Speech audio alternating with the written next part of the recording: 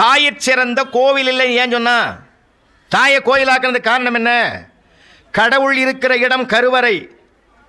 ஒவ்வொரு தாயினுடைய உள்ளே ஒரு உயிர் உருவானதும் அதுவும் கருவறை. தாயின் வயிற்றில் இருக்கிற அந்த கருவறையில் ஒரு சீவன் இருக்கிறது. அந்த கருவறையில் ஒரு சிவன் இருக்கிறான். இதுவும் உயிர்ப்பு, அதுவும் உயிர்ப்பு. அதனால்தான் தாயை கடவுளுக்கு சமமாக சொன்னார்கள். எல்லா இடங்களிலும் தான் நேரடியாக வந்து அருள்பாலிக்க முடியாது என்பதற்காகத்தான் தன்னுடைய பிரதிநிதியாக தாயை படைத்திருக்கிறான் என்று பெருமானார் நபிகள் நாயகம் அவர்கள் சொல்லுகிற கருத்தை நாம் நினைந்து பார்க்க வேண்டும். அதனால குடும்பம் மனித பயிற்சி கொடுக்கிற இடமையா. அதனால தான் நம்ம நிறைய எந்த பல்கலைக்கழகங்களாலும் பட்டம் கொடுத்துறோம். ஆனால் குடும்ப வாழ்க்கை மட்டும்தான் மனித பயிற்சி கொடுக்கும். இது இல்லை, இன்னைக்கு இல்லை. அதுதான் வருத்தத்தோடு சொல்கிறேன். அதை நம்ம சொல்லாமல் சொன்ன பாடம் அதெல்லாம்.